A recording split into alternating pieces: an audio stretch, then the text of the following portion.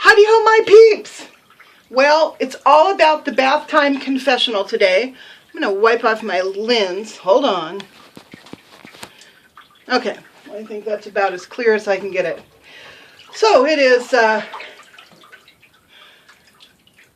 Wednesday? Shoot.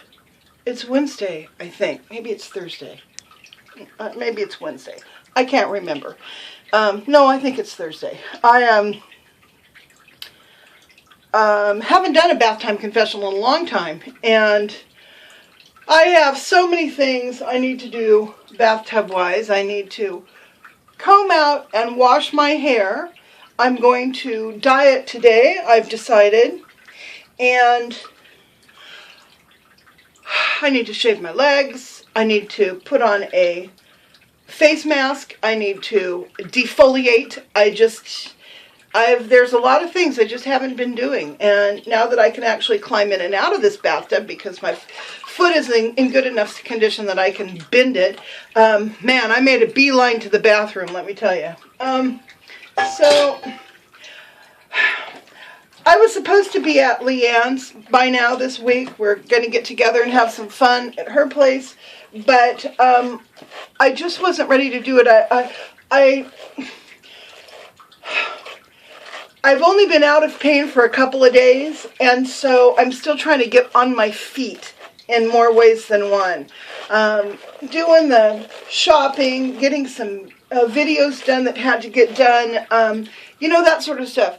But probably more than that, I am really, really preoccupied with this Hurricane Irma. I check for updates all the time.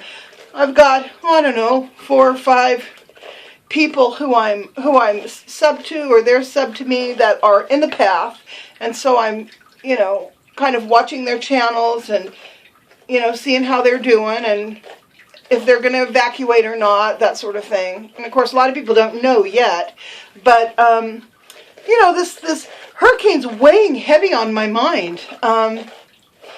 Hurricane, and I think I know why I'm so preoccupied with it. Hurricanes are, they're things that we know are going to come and get us if we happen to be in the probable path. We usually have some time up front to make a run for it, to either prepare to shelter in place or to get ready to evacuate, or both. So we're forewarned about the impending disaster. Some of us take that forewarning very, very seriously, and we've decided, even if it looks like it might veer, well, we're still going to get out of town. We're going to board up our house. We're going to get out of town because we just don't want to take the risk.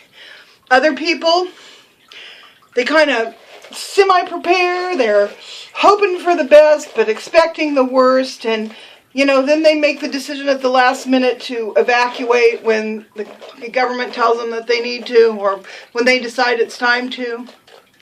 Other folks, they do the best they can because they can't get out of town. I'm thinking of like the homeless and, people who are just kind of barely, don't even have the gas or the money to buy the gas to get out of town, and there's a lot of us out there. And then there are the foolhardy, the ones who think, this isn't going to hurt me. I'll get a few extra bottles of water. It's going to be fine. I've been through a bunch of hurricanes before. This is not going to affect me. Or if it does, I can swim, or I can this, or I can that. They talk themselves into not dealing with the impending doom. So I'm just focus, watching everything I can, listening to everything I can. I'm just obsessed by this thing. And I think I know why. I think it's because Hurricane Irma is mirroring my own life right now. I am facing impending doom, and if I don't prepare for this impending doom, it's going to get me.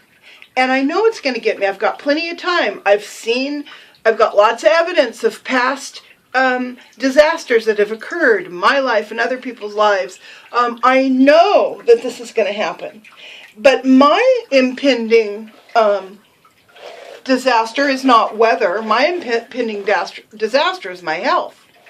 As those of you who've been following me for a while, couple, 3 years, you guys remember back in 2014, Abigail and I went on that trip across country. We met a lot of our YouTube peeps, and I had just embarked on a diet and wellness, thing. And I was dealing with gout back then too, really badly. And so, I started eating right, getting exercise, building up my stamina, taking my vitamins, blah, blah, blah, all the things you do. And the weight was dropping off at a fairly decent clip, between 1 and 3 pounds a week, depending on how well I was doing that week. So I got down, I started at 330, I got down to 200, and I bounced off of like 263 or something, but I hovered right around 270 for a long time, and then my mom got sick, her final illness, and I knew it was her final illness, and I pretty much moved out of, my house here, and I moved in more or less at her apartment. I spent a lot of time there. Had my clothes and my toiletries, and I would spend a lot of. I might not spend every night, but I certainly spent most days. Then, as she got sicker and sicker, and going in and out of the hospital a couple of times, and then finally that last week I pretty much lived with her at the hospital. I'd started stress eating when I found out that her cancer was back, and I just continued to grind through all of this stuff, doing what I always do, which is anesthetize myself with carbs, and I started to gain the weight back. Well, long story short, here I sit at 336 pounds, having gained every pound back plus 6, and I'm facing impending doom, and I know it. I mean, you guys hear me breathing heavy in my videos. You tactfully don't say anything, but I know you're like, oh, Cheryl, what are you doing? What are you doing? We like your videos. Don't kill yourself right now. So, I know I have a very clear picture of what I'm going through. What I don't have a clear picture of is how to stop it. I remember I'd gone to the doctor years ago. I don't know how much I weighed at the time, maybe 280 or something. And I remember telling my doctor, I said, listen, my biggest problem with food is anxiety. When I am anxious, I eat carbs, sugar. When I eat sugar, I calm down. It's a physical reaction as well as a mental one. So, I don't know what you call that. I don't know if that's addiction or if that's just some sort of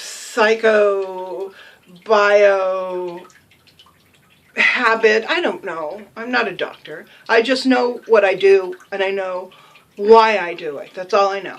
So, I said, listen, what I think I need is Xanax as a PRN medication.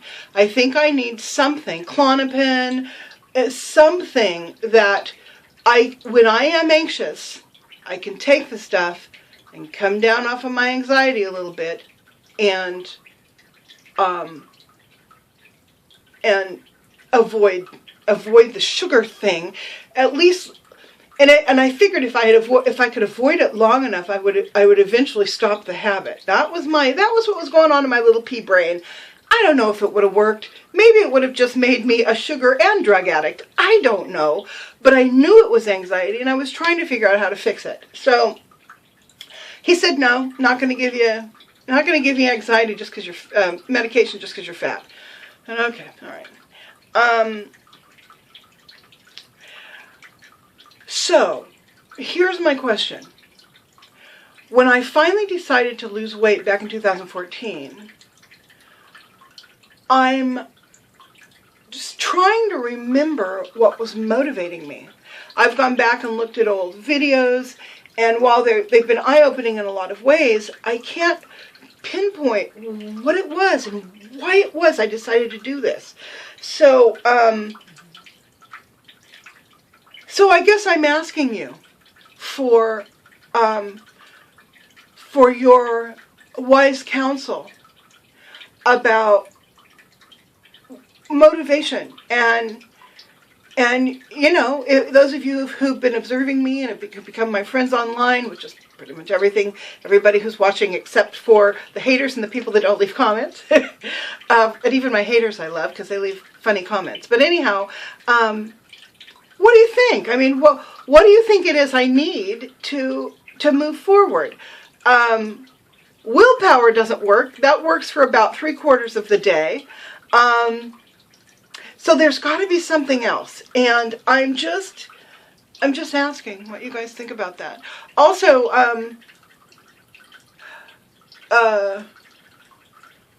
what else do I want to say? I think that's all. I think that's all I want to talk about. Just this whole epiphany I've had about my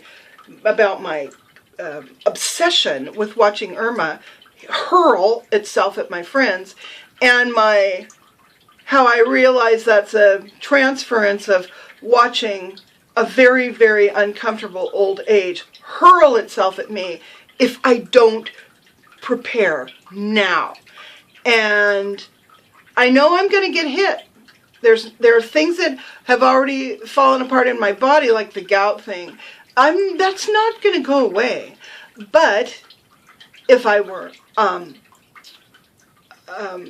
lighter, if I had made a commitment to not eat animal protein, and with the exception of dairy, which is supposed to be good for people who have gout, and if I'd done all those things, if I do all those things, I will avoid a chunk of the bad stuff that's going to happen to me as I hit my elderhood, but not all of it. And if even the healthy of us can't avoid all of it, but I've already signed on for a lot more than my health, like my friend Abigail, who's had her shit together all these years and exercises and eats right and is 10 years older than me and acts 15 years younger. She's bought insurance against an ugly elderhood, but I didn't, so I'm going to have to pay the price. Anyhow, so that's what I wanted to talk about today, and prayers, continued prayers for Texas, continued prayers for Florida, anyone in the path of this stuff. I don't know if there's enough prayer to fill all this up. It's so overwhelmingly horrifying. So whatever you do to pray, whether it's you meditate or you send good intentions or you work a spell, whatever it is you do to send out your positivity to the world, do it. Can't hurt. Talk to you guys later. Bye.